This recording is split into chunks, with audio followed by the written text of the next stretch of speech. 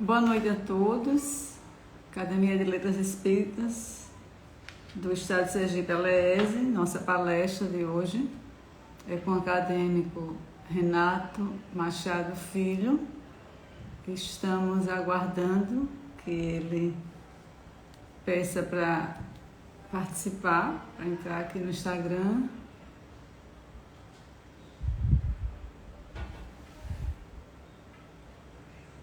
Renato, ver solicitação, enviar solicitação.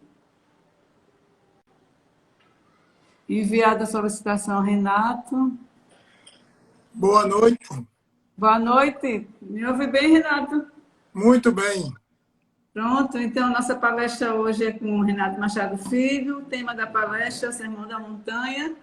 E Renato fará a leitura preparatória e a prece inicial, após o que eu farei a leitura do Evangelho. Pois não, Renato? Fique à vontade. O livro de Zé Carlos de Lucas, Sempre Melhor. A página 58. Aliás, a página 124, o item 58. Crie cada vez mais paisagens mentais alegres, otimistas, saudáveis. Na mente pessimista está a maioria das nossas doenças. A mente pode ser comparada a uma casa. A doença e a saúde são como duas pessoas que gostariam de morar com você e que têm gostos muito diferentes. Ao contrário da saúde, a doente não aprecia a casa limpa, arejada, enfeitada de amor e paz. Existe grande diferença entre ser doente e estar doente. Cuidado com isso. Quem se julga um doente define a própria natureza, algo permanente e, portanto, com reduzidas chances de mudar. Mas quem está doente revela uma condição momentânea, passageira. Quem é, permanece. Quem está, deixará esta condição a qualquer momento. Jamais pensa e diga, eu sou doente. Diga apenas, eu estou doente.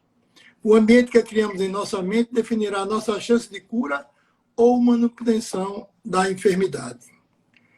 Vamos arejar nossa mente com otimismo, boas conversas, boas companhias, leituras edificantes, música agradável, ideias fraternais e muito bom humor, pois com isso a saúde residirá conosco.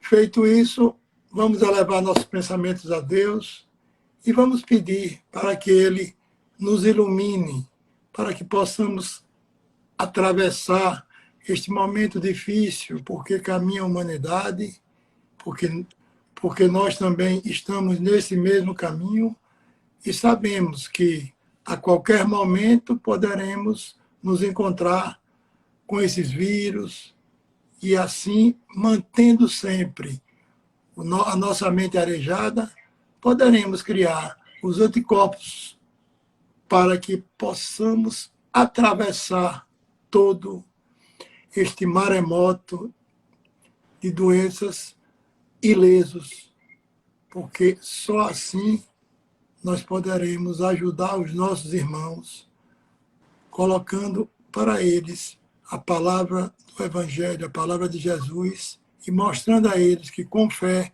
nós poderemos melhorar, arejar nossas consciências e principalmente manter uma vida e um espírito saudável.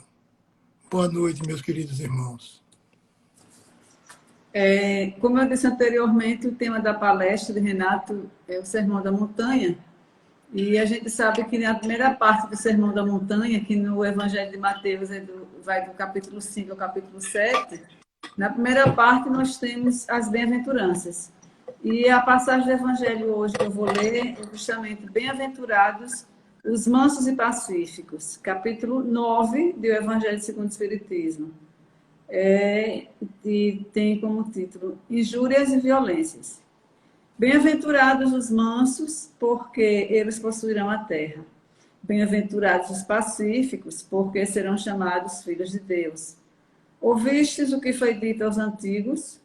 Não matarás, E quem matar será réu no juízo, pois eu vos digo que todo o que se ira contra o seu irmão será réu no juízo. E o que disser a seu irmão raca, será réu no conselho. E o que disser és louco, merecerá a condenação do fogo do inferno. Mateus capítulo 21, essa parte, né? A bem-aventurança do Mansos e Pacíficos, capítulo 5, versículo 9, e os mansos, capítulo 5, versículo 4. Item 4 do Evangelho, que a gente vai ler, ele é pequeno, e diz assim: por essas máximas, Jesus estabeleceu como lei a doçura, a moderação, a mansuetude, a afabilidade e a paciência. E, por consequência, condenou a violência, a cólera e até mesmo toda expressão descortês para com os semelhantes. Raca era, entre os hebreus, uma expressão de desprezo, que significava homem reles, e era pronunciada cuspindo-se de lado. E Jesus vai ainda mais longe, pois ameaça com o fogo do inferno aquele que disser a seu irmão, és louco. É evidente que nesta, como em qualquer circunstância, a intenção agrava ou atenua a falta. Mas por que uma simples palavra pode ter tamanha gravidade para merecer tão severa reprovação? É que toda palavra ofensiva exprime um sentimento contrário à lei de amor e caridade, que deve regular as relações entre os homens, mantendo a união e a concórdia. É um atentado à benevolência recíproca e à fraternidade, entretendo o ódio e a animosidade. Enfim, porque depois da humildade perante Deus, a caridade para com o próximo é a primeira lei de todo cristão. Agora a palavra é sua, Renato, para você explanar sobre o belíssimo Sermão da Montanha. O Sermão da Montanha, o Sermão do Monte, como é popularmente conhecido, ele passa pelo Evangelho de Mateus, em 3 capítulos, 5, 6 e 7. E ele arrancou de Mahatma Gandhi uma exclamação. Mahatma Gandhi disse que se nós perdêssemos todos os escritos, não todos os livros, mas todos os escritos do mundo, e só sobrasse o Sermão da Montanha, nós não teríamos perdido nada. Imagine, então, que nós temos a maior concentração de educativa e principalmente elucidativa em apenas 3 capítulos de um evangelho.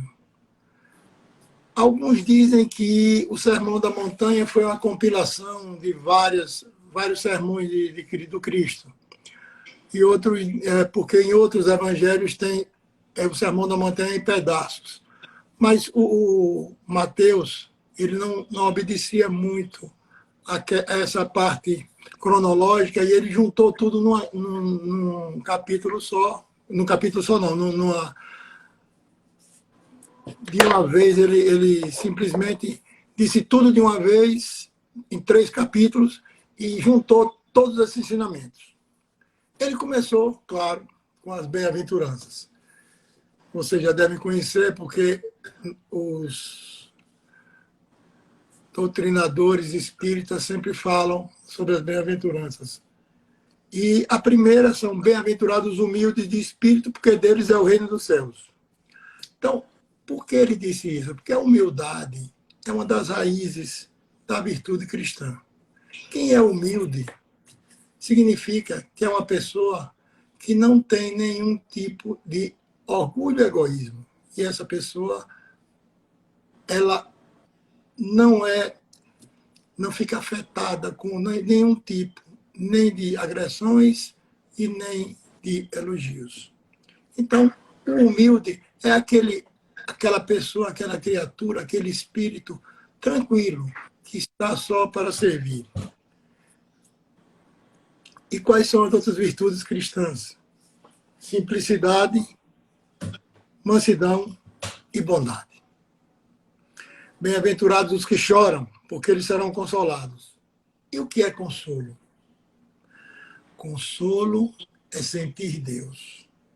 Quando nós sentimos Deus, nós estamos perfeitamente consolados.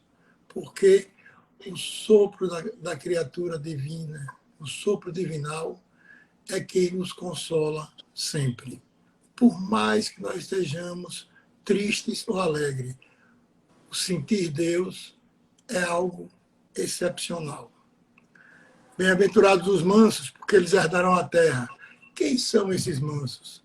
Os mansos serão aquelas pessoas que têm muita paciência, porque apesar de nós recebermos nessa e em outras encarnações algumas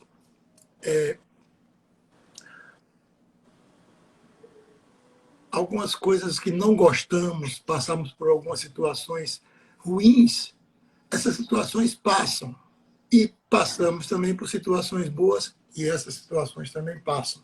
Então, se nós tivermos paciência, todas essas situações vão passando e vão nos deixando apenas o aprendizado. E esse aprendizado vai nos servir para crescermos espiritualmente. Bem-aventurados que têm fome e sede de justiça, porque eles serão fartos. Quem é que tem fome e sede de justiça? São aqueles que têm confiança em Deus. Eles têm fome e sede de justiça porque eles sabem que Deus, no final, dará a justiça a cada um. E essa justiça é exatamente o que nós esperamos. Nós sabemos que nós somos limitados e que viemos a cada encarnação tentar melhorar as nossas condições morais e espirituais. E, portanto, nós temos muita sede de justiça. Nós queremos ser bons e queremos que todos sejam bons. E queremos que aqueles que não sejam bons sejam justiçados, isto é, que a luz penetre nos seus espíritos para que eles possam enxergar o bom caminho e também seguirem o nosso caminho, que é o caminho que o Cristo nos deixou. O caminho do amor. Então, termos confiança em Deus é a maior o que mais ensina esta bem-aventurança. Bem-aventurados os misericordiosos, porque alcançarão misericórdia. A misericórdia é aquela virtude que alguns têm, que apesar de nós não merecermos aquele perdão, nós ainda assim recebemos aquele perdão. É uma abertura aos nossos sentimentos que nós não sabemos por que aquela pessoa nos dá tanto apoio. Então, eles são misericordiosos, então nós aprendemos com eles também a ser misericordiosos. Bem-aventurados os limpos de coração, porque eles verão a Deus. E o que é o limpo do coração? O limpo de coração é aquele que não tem problema? Não. O limpo de coração é aquele que não tem maus sentimentos. É como a gente olha o otimista e o pessimista. Em cada situação, você olha só com os olhos bons. Não olha com nenhum olho mau.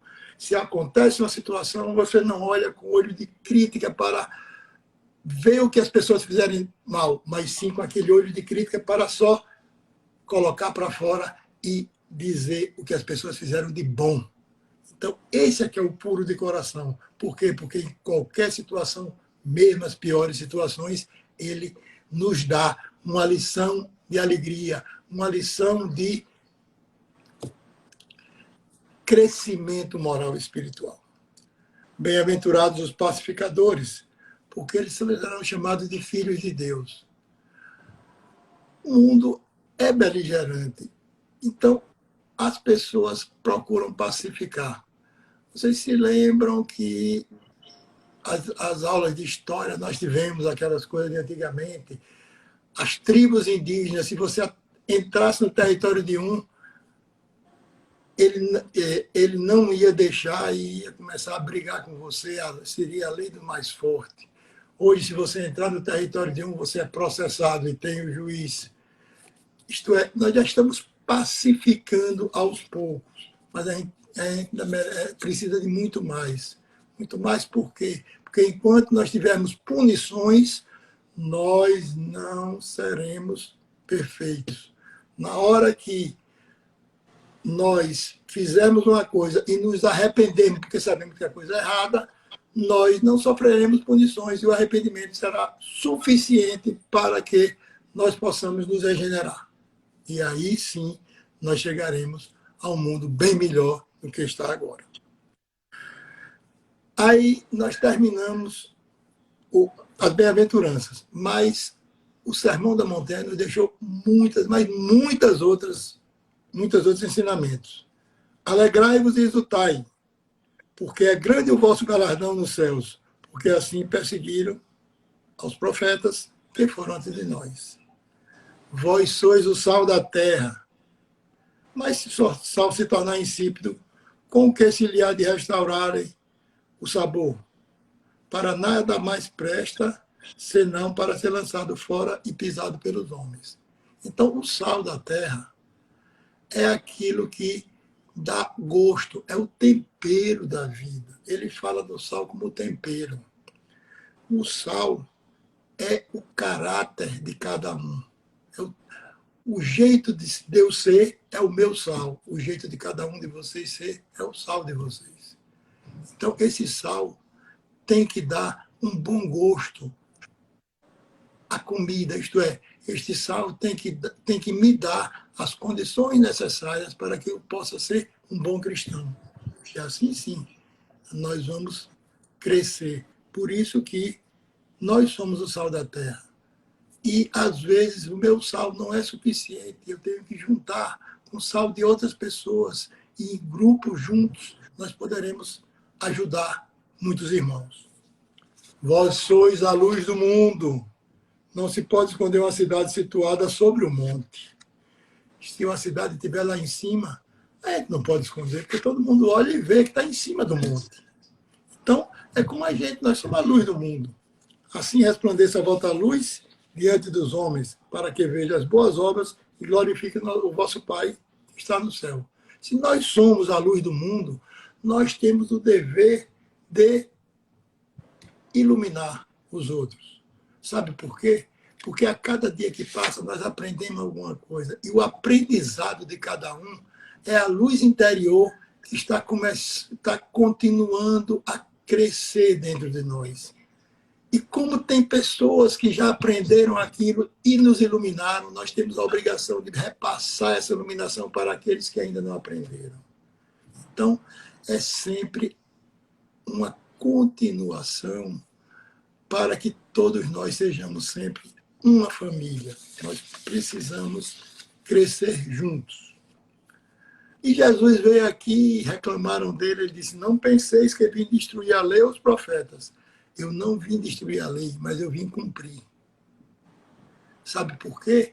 Porque quando vocês leem o Antigo Testamento, eu não sei se isso é proposital mas o fato é que muitas vezes, quando alguém faz alguma coisa errada no Antigo Testamento, e a ira de Deus mandou o castigo. Se lembra? Sodoma e Gomorra foram destruídas pela ira de Deus. E por aí foi. Existe uma série de condições lá que a ira de Deus. E Deus não tem ira nenhuma. Deus só tem amor. Então Jesus disse que não vinha destruir a lei, veio cumprir. Por quê? Porque o primeiro mandamento é amar a Deus sobre todas as coisas e ao próximo como a ti mesmo. Então Jesus veio cumprir a lei porque a lei é amor. E aí Jesus estava completamente certo, mas muita gente não entendeu. E um dos que não entendeu foi até o próprio discípulo dele, Judas. Judas queria que ele pegasse armas, destruísse as coisas para que montasse um novo reino. Mas o novo reino não será montado com uma destruição, com uma mostra de força. Ele será montado com uma mostra de amor. Ele será montado a partir dos nossos sentimentos mais internos. Se nós conseguirmos colocar mais amor no mundo, nós vamos conseguir modificar o mundo e o mundo vai ser muito bom para todos nós. Qualquer um, pois, que violam desse mandamento, por menor que seja. Aliás, porque em verdade vos digo que até o céu e a terra passem, de modo algum passará da lei um só i ou um só tio, até que tudo seja cumprido. Qualquer um que violam desse mandamento, por menor que seja, e assim ensinar aos homens, será chamado de menor no reino dos céus. Porém, quem os cumprir e ensinar, será chamado grande no reino dos céus. Quer dizer, Jesus disse, siga os mandamentos.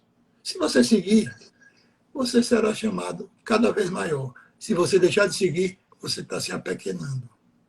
Mandamento. Deus nos deu, através de Jesus, 10 mandamentos, que são resumidos nesse primeiro. Amar a Deus sobre todas as coisas e ao próximo como a ti mesmo. Seguiu isso, é fácil. Mas Jesus estava aqui fazendo o quê? Ele estava discriminando todas as nossas atitudes para que nós possamos entender um pouco mais. Pois eu vos digo que se a vossa justiça não exceder as dos escribas e fariseus, de modo nenhum entrareis no reino dos céus. Por quê? Porque os escribas e fariseus, a justiça deles era o seguinte: eu vou para o templo, eu cumpro minhas obrigações religiosas, eu pago o dízimo, eu faço isso, eu faço aquilo, então está tudo certo. Depois disso, eu posso fazer qualquer barbaridade. Por quê? Porque eu cumpro a lei. Principalmente se eu fizer uma barbaridade contra alguém que não cumpre a lei. Mas não é assim.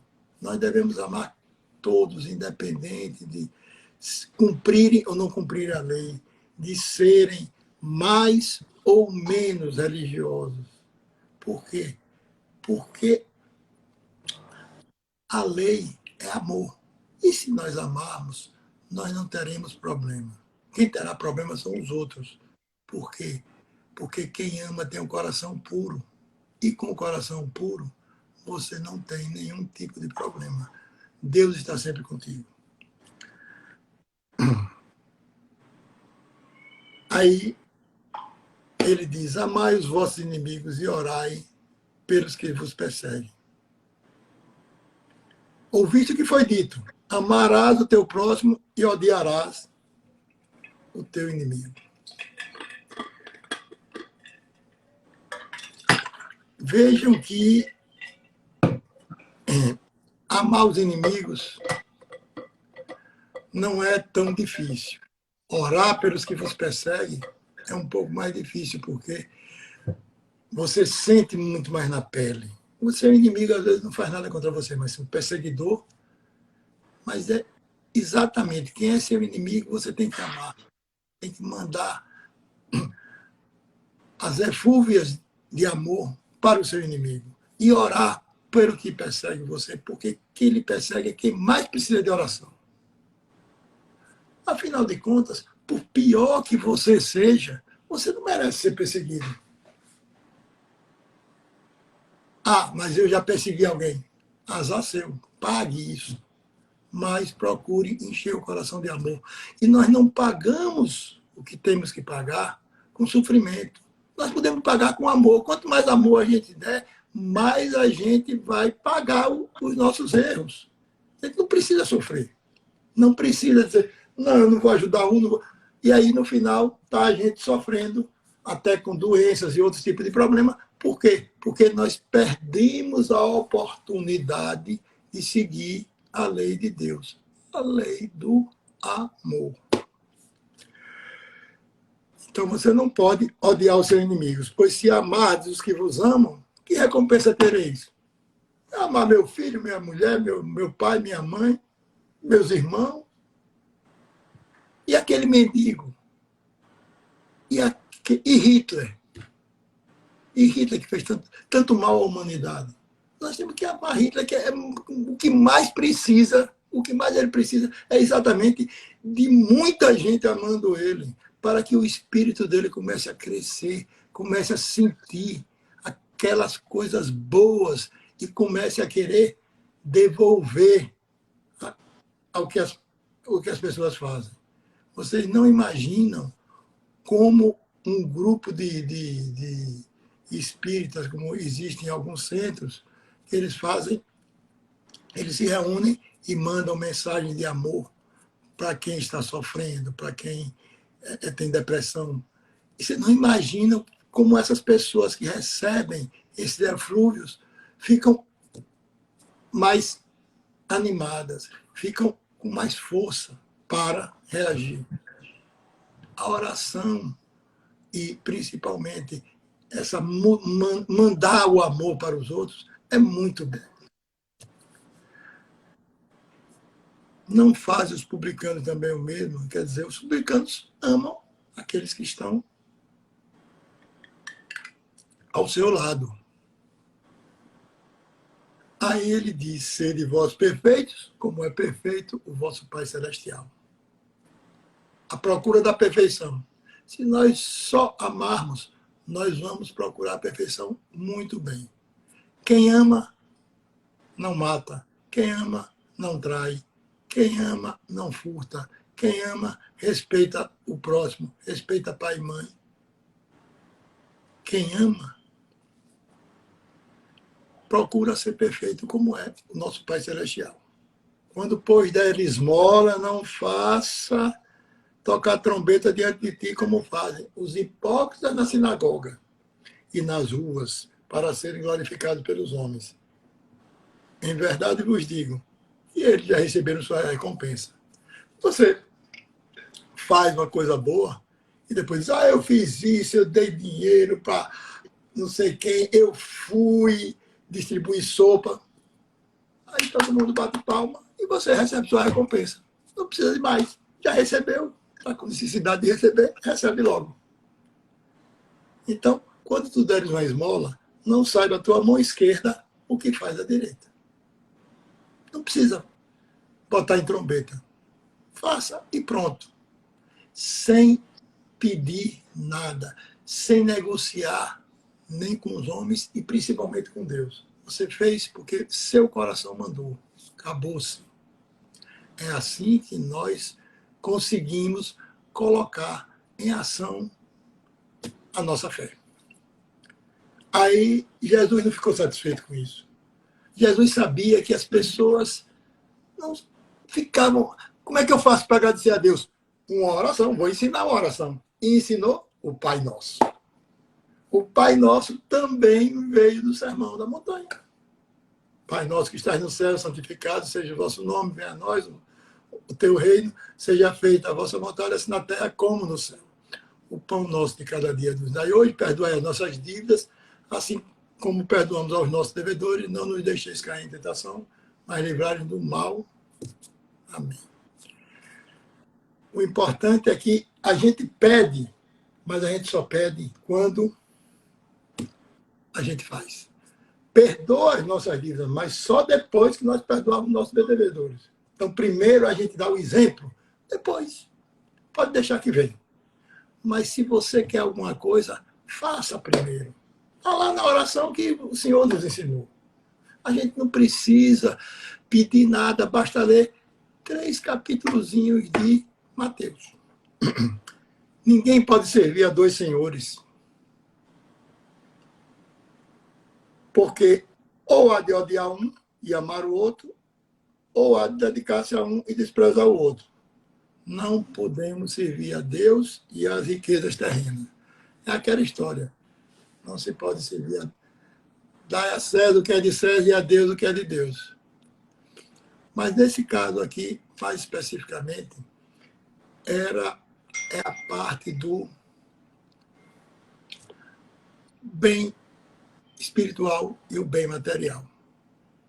O bem material é o que o mundo vive correndo loucamente para ter cada vez mais.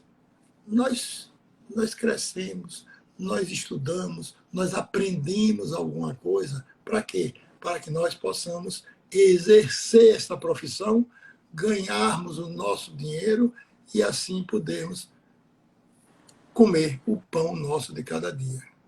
Se nós acharmos que aquilo é pouco, nós trabalhemos mais, mudemos até de profissão para poder ver se a gente ganha um pouco mais de dinheiro, para que a gente ganhe mais e a gente possa suprir as necessidades. Tem gente que quer ganhar muito dinheiro para poder ajudar os outros.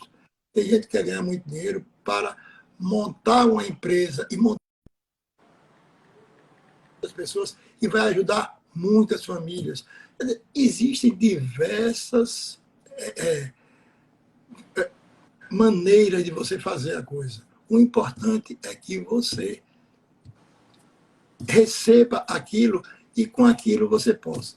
Chico Xavier ganhava pouco mais que o salário mínimo. Chico Xavier foi funcionário, depois ele passou a ganhar um pouco melhor, ele virou funcionário público federal, mas mesmo assim, Chico Xavier nunca faltou nada para que ele pudesse fazer o bem. Chico Xavier distribuía comida ao povo, às vezes mais do que muitas mercearias vendiam por semana. E ele distribuía mais do que isso. Por quê? Porque ele era um homem chamado amor. Ele vivia praticando o amor. Então, as pessoas que tinham vergonha ou que tinham condição e que foram ajudados por ele, mandavam os mantimentos e ele distribuía a quem tinha de menos. Ele tinha um cunhado, o cunhado era fiscal de feira. Todo fim de feira, semanal, no dia de sábado, ele trazia o rapa da feira, fazia uma sopa e eu distribuí com o pessoal embaixo da ponte. Tinham 4 moradores debaixo da ponte. Um ano depois tinha mais de 200. Então, aquela sopa tinha que ser muito grande. E aí muita gente ajudava, mandava mantimentos e ele distribuía. Não ficava com 1 grama de mantimento. Aquele dinheiro que ele recebia era para o sustento da sua família. Portanto, quando você quer fazer alguma coisa, você vai fazendo e a coisa vai vindo. Madre Teresa de Calcutá, vocês não sabem, freira, abdica de todo bem terreno. O que ela tem em nome dela, dá para o convento. Madre Teresa de Calcutá criou uma das maiores instituições beneméritas do mundo, lá em Calcutá, na Índia. E veio do nada. Como? Deram a ela tudo. Ela criou hospital, criou escola, criou uma série de coisas, deixou uma obra fabulosa. Irmã Dulce, aqui na Bahia, criou outra obra fabulosa. Como? Com amor. Quando você vem com amor, você vai recebendo as coisas, porque você não faz isso para você, você faz isso em prol dos nossos irmãos, da humanidade.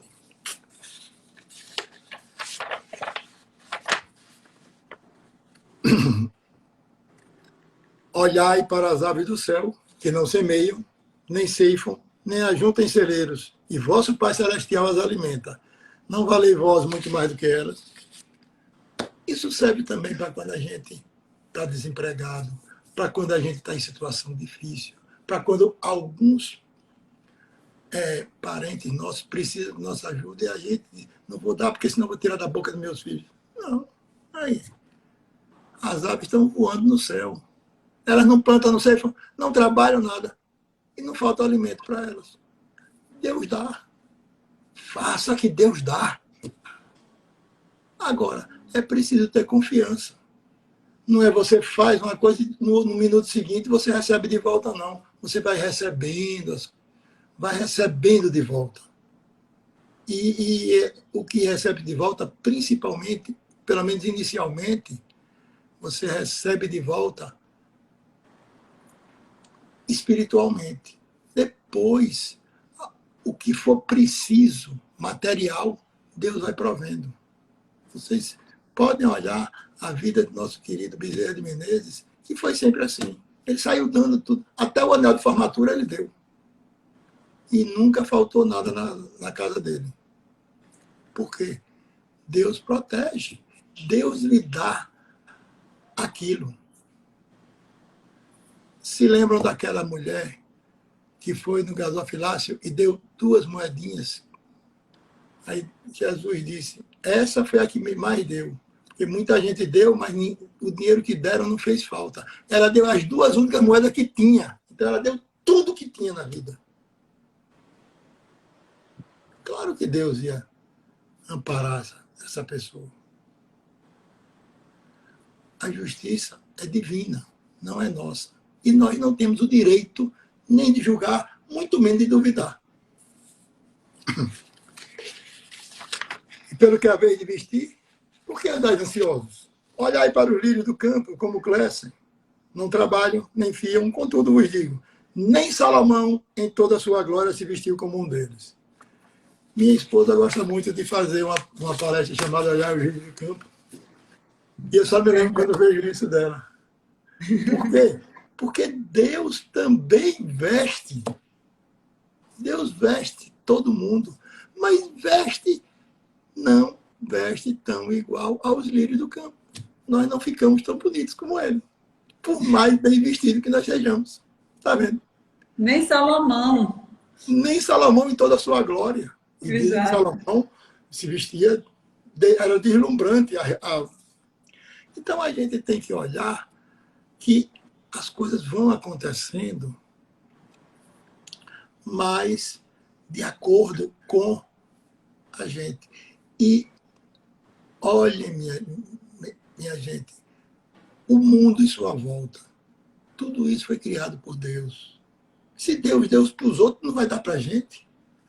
Para a gente ainda deu mais, deu a inteligência. Só que como deu a inteligência, deu a racionalidade, tanto é que nós somos chamados de animais racionais, nós, com o raciocínio, nós podemos nos virar bem melhor do que os outros. Nós não vamos só pelo instinto. Mas a gente, às vezes, acha que é melhor fazer as coisas mais fáceis.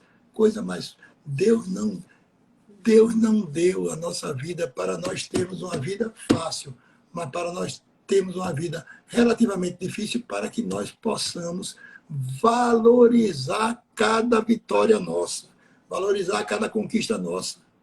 Se vier tudo fácil, você não dá valor a nada, então tá nem aí. Alguém chora, você não liga. Alguém ri, você também não liga. Tá tudo é fácil para você. Você tem que valorizar, tem que correr atrás, tem que saber quanto custa. Não é só em dinheiro, não. Principalmente em angústias, em correrias mentais, em desgastes físicos. Tudo isso, desgastes emocionais. A gente tem que conquistar tudo e depois conseguir. Demorou, mas consegui. Sempre pensando numa coisa. Coloque sua vida na mão de Deus. Se você não conseguir conquistar aquilo que você está atrás, é porque não era para... Era péssimo para você. Então, se conseguir conquistar, é porque estava na hora. Mas, se você não conseguir, é porque não era a hora, não era bom para você. Deus não lhe dá. Eu me lembro sempre que eu tinha uma agonia que quando eu pegava o carro que estava atrasado, queria correr tudo. Peraí. Um belo dia eu parei e pensei, se eu correr, o que é que vai acontecer? Eu corro o risco de bater. Um risco muito maior de bater do que antes. Se eu bater, o que é que vai acontecer? Eu já estou atrasado, aí eu vou atrasar mais ainda, ou então não vou chegar. Então eu vou chegar atrasado mesmo. Quantas e quantas vezes eu pensei que ia chegar atrasado e cheguei na hora? Chegou na hora? Sim, cheguei 10 minutos atrasado e a pessoa que ia se encontrar comigo chegou 20. Eu cheguei na hora. Quantas vezes eu venho passando, era para dobrar a direita, eu passei direto. Meu Deus, se eu passei direto, é porque se eu dobrasse ia acontecer qualquer coisa ruim. Então, não, Deus me protegeu. Aí você me diz, mas aí vai adiante você se bate. Pois é, se eu batesse Caio, eu ia ficar aleijado. Caio eu bati foi só um sustozinho, porque eu merecia ter um susto. Sempre temos que fazer, vamos voltar para o começo, sempre temos que olhar como olha o mundo, como olha o otimista. Olha as coisas boas que estão lhe acontecendo. Deus não lhe dá uma coisa ruim. Deus lhe dá uma coisa para evitar algo pior. E aí você se sinta sempre protegido. Deus é Pai. Não tem birra nem raiva com nenhum de nós. Protege a gente direitinho. Não adianta você dizer, Deus esqueça de mim. Mentira. Você é que é mal agradecido. A gente não pode ser mal agradecido. Deus está nos dando. Só que às vezes não é a hora certa. Ah, mas eu quero agora. Menino mimado, não pode ser assim. A gente tem que receber tudo na hora certa. As alegrias. E por que a gente só... Não, eu aprendi muito com esse sofrimento. E por que a gente não aprende com a alegria? Tanta alegria aí que tem tanta coisa boa para a gente aprender. Então vamos pensar, né? Quando não tem o que fazer, que tá, só tem alegria. Pronto, vamos pensar, por que tanta alegria? Porque eu tenho que aprender alguma coisa. Eu tenho que aprender a sorrir. Eu tenho que pegar essa alegria e passar para outros. Porque tem outros que não estão com alegria nessa hora da vida. Então você pega a sua alegria e repassa para alguém. Você pega seus momentos de satisfação e passa para alguém. Porque esse alguém amanhã vai lhe trazer os momentos de satisfação dele quando você tiver um momento mais triste. Buscai primeiro o seu reino e a sua justiça, e todas essas coisas vos serão acrescentadas. Não vos inquieteis, pois, pelo dia de amanhã, porque o dia de amanhã custará a si mesmo. Basta cada dia o seu mal. Aí, o seu mal, não, minha gente. Cada dia tem os seus problemas. Basta cada dia o seu mal e o seu bem também. Então, algumas coisas no dia não são boas. Algumas coisas são maravilhosas. Só que a gente não costuma dar valor às coisas boas. A gente só dá valor às coisas ruins. Ruins para mim, né? Você pode nem achar ruim, mas eu acho ruim para mim porque eu não queria aquilo, eu queria outra coisa, eu queria coisa melhor. Mas não é uma coisa ruim. Aí a gente diz, basta cada dia o seu mal. Porque são essas coisas que a gente se lembra. A gente tem que se lembrar que passou o dia todo feliz da vida e em só 10 minutos a gente se aborreceu. Aí a gente só pensa naqueles 10 minutos ruins. Tem de 24 horas, 24 vezes 60. Veja quantos minutos tem. Você fica se amarrando em 10 minutos. Pode um negócio desse. Quer dizer, a gente tem que pensar que o dia foi bom. Teve um contratempozinho. O que é que significou esse contratempo? Então vamos atrás do que significou o contratempo para poder resolver, aprender, seja lá o que for. Mas esse contratempo significa alguma coisa. Deus nos dá os avisos através disso, do que acontece conosco. Agora tem uma boa aqui. Uma coisa que a gente faz o dia todo dia, e nem se toca. Não julgueis para não serem julgados. Porque com o juiz, o que julgai, sereis julgados com a mesma medida com que medis, vos medirão. Com o juiz, o que julgares, sereis julgados. E com a medida com que medis, os medirão a vós. Veja bem. Você está assistindo o jornal. Aí diz, tá vendo? O prefeito errou, devia ter feito aquilo. Eu vou assistir jornal não, que só tem porcaria. Vou botar uma música. Aí botar uma música. Que cantor ruim. Como é que o cara pega uma música tão ruim dessa? Você está julgando. Você está julgando. Deixa o rapaz cantar, deixa o prefeito fazer. Seu prefeito, por que é que você, ao invés de fazer isso, você não faz isso, mais isso? Pode ser até melhor. Isso que o senhor fez foi muito bom, mas pode ser melhorado. Seu cantor, por que é que o senhor não canta e melhora um pouquinho a música, ao invés de dizer que está triste e diz que está alegre? Modifica um pouquinho a letra da música. Quer dizer, a gente pode ajudar no julgamento.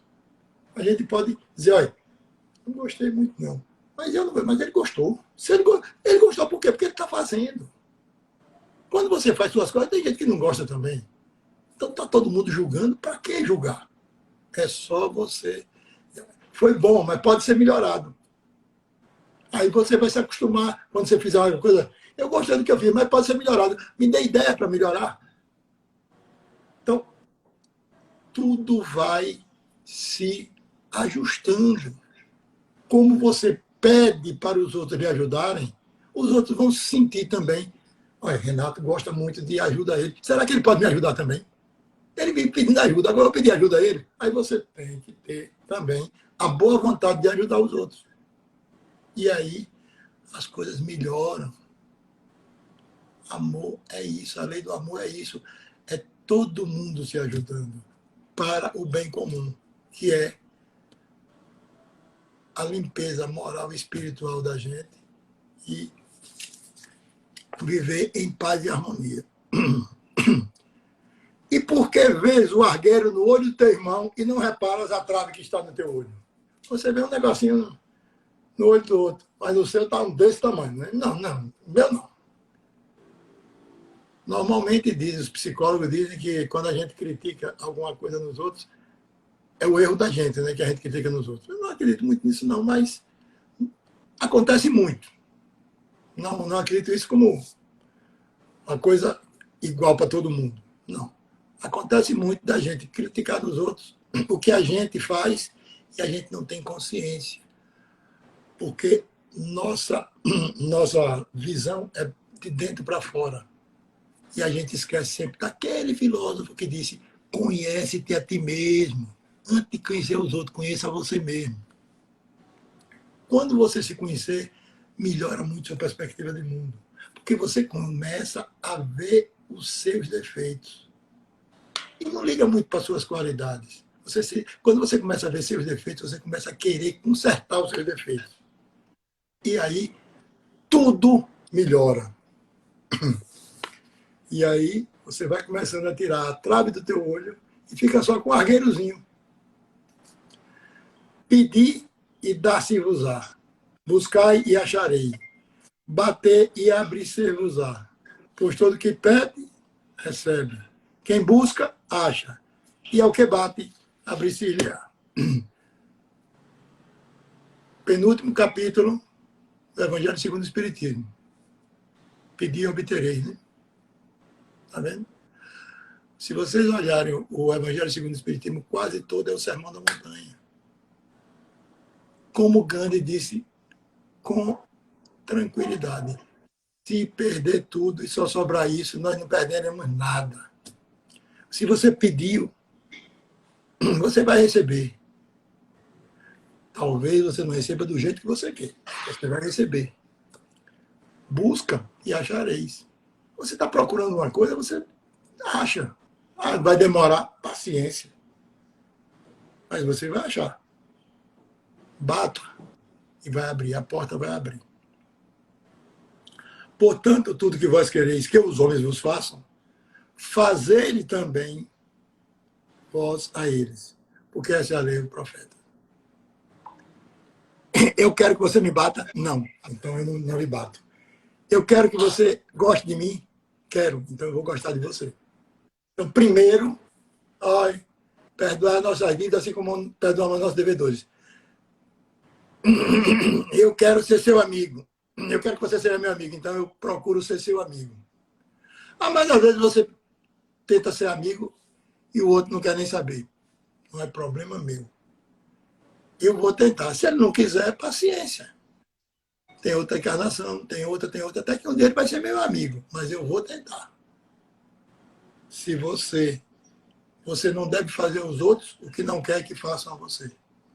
Eu quero ser seu amigo, mas você não quer. Então não quero saber, não. Tem que saber. Você quer que a pessoa seja seu amigo. Você não pode. A mesma coisa foi ao contrário. A pessoa quer ser seu amigo, seja amigo dele. Mas eu não confio, mas seja amigo dele. Confiança não significa que você precisa confiar no seu amigo. A confiança é uma coisa que vem com o tempo, que vem com o aprofundamento da amizade. Confiança não vem de cara. Mesmo porque o mundo está meio complicado. Mas a confiança é uma coisa que vai aprofundando a amizade e você vai tendo confiança. Até pessoas que você considera não muito confiáveis, eles se confiam, porque eles são amigos. A amizade é uma coisa que a gente vai se conhecendo e vai estreitando os laços de amor. É um amor também. Entrai pela porta estreita, porque larga é a porta e espaçoso o caminho que conduz à perdição. E são muitos que entram por ela. É difícil. Roberto Carlos já disse, tudo que eu gosto é ilegal, imoral, engorda, é tudo que não presta, a porta é larga. A gente corre mesmo. Não tem para onde correr, principalmente quando você é adolescente, quando você é início da fase adulta. A gente é meio irresponsávelzinho, mas aí a gente começa a ver que não é bem assim. O mundo não é bem assim.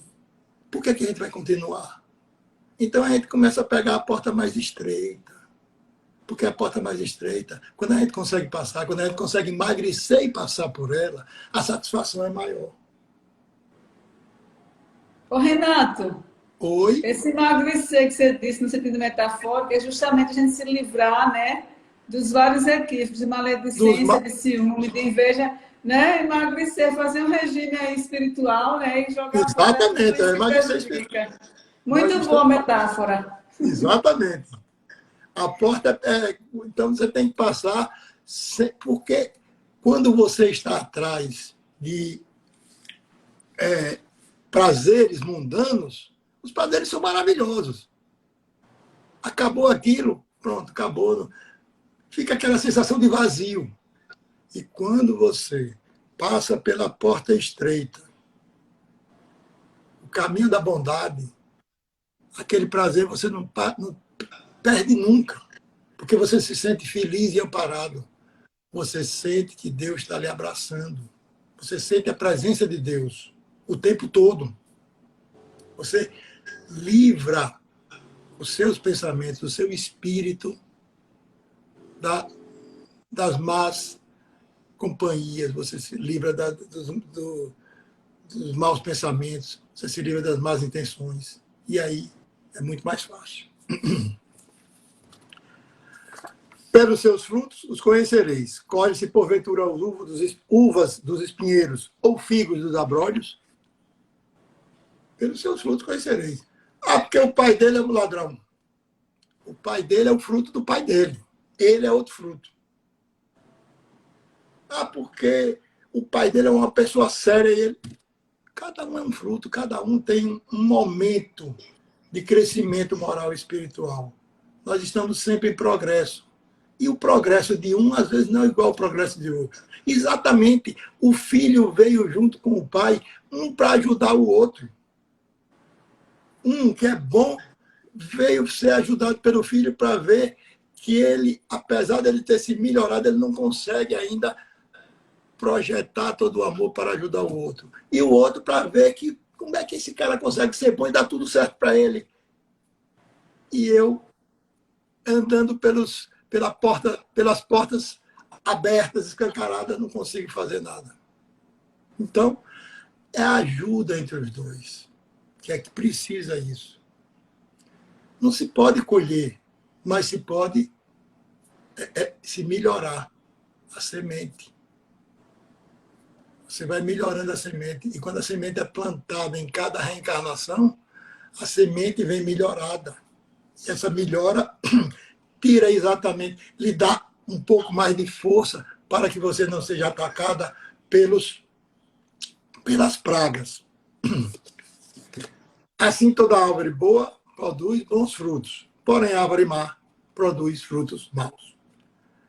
Nem todo mundo que me diz Senhor, Senhor entrará no reino dos céus, mas aquele que faz a vontade do meu Pai que está nos céus. Isto é, seja amor, sempre. E, por fim, todo aquele, pois, que ouve estas minhas palavras e as põe em prática, será comparado a um homem prudente que edificou a casa sobre a rocha. Mas todo aquele que ouve as minhas palavras e não as põe em prática, será comparado a um homem insensato que edificou sua casa sobre a areia. Nós precisamos fazer a nossa edificação. E a primeira coisa que nós fazemos é o alicerce. A casa sobre a rocha significa que a rocha é o nosso alicerce. Então, já que está tudo areia, nós fazemos pegamos pedra, rochas e fazemos o alicerce na areia. E aí subimos com uma base sólida. Não adianta fazer uma base que não seja sólida, porque desmorona tudo. Você faz a coisa bonitinha.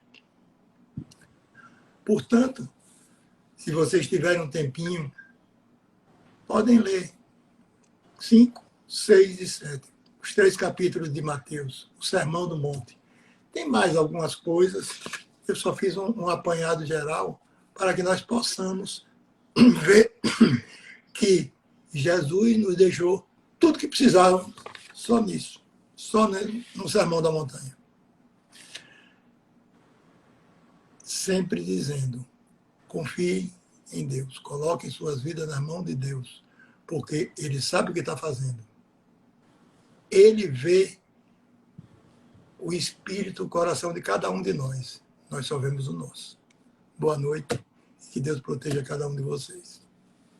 Boa noite, Renato. Obrigada por esses esclarecimentos tão maravilhosos. De fato, o Sermão da Montanha, ele traz mensagens atemporais, né? Mensagens que calam o coração da humanidade de todos os tempos.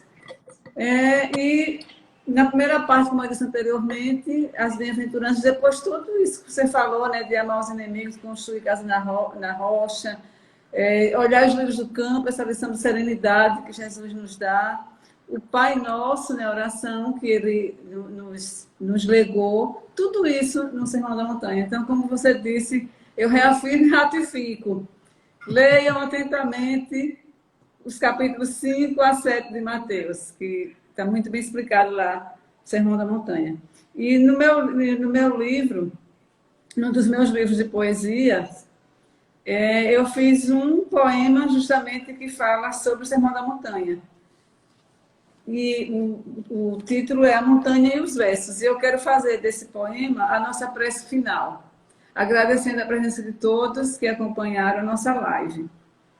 Diz assim: os versos atemporais cantados naquele monte ainda se fazem audíveis em bênçãos que iluminam muito além daquele instante. Dos versos jorravam luzes, porque da luz vieram também. Traziam um novo caminho, propunham uma nova ordem, traçavam o roteiro do bem. Rasgando o véu do passado, floriam a vereda a seguir, em notas de 1000 sintonias, transpondo o espaço infinito, propunham o céu já aqui. Que dias não mais esquecidos na distante Galileia, que som eterno se ouviu a se derramar da montanha para fecundar toda a terra. Amai os vossos inimigos, o perdão antes da prece, a esmola e a discrição, e olhai os lírios do campo, que o bondoso Pai os veste. De tudo falou Jesus diante da multidão. Naquela montanha bendita, ainda nos ensinou a mais sublime oração. Nunca antes, em algum tempo, tais palavras foram ouvidas. O mestre compôs os versos no livro da natureza para iluminar nossas vidas. E que encontramos essa luz, para que possamos nos auto-iluminar e assim também iluminar aqueles que estão ao nosso redor. Assim seja, uma boa noite a todos. E em breve outra live da Lésia. Obrigada de novo e que Deus nos abençoe com muita saúde e paz. Boa noite. Boa noite.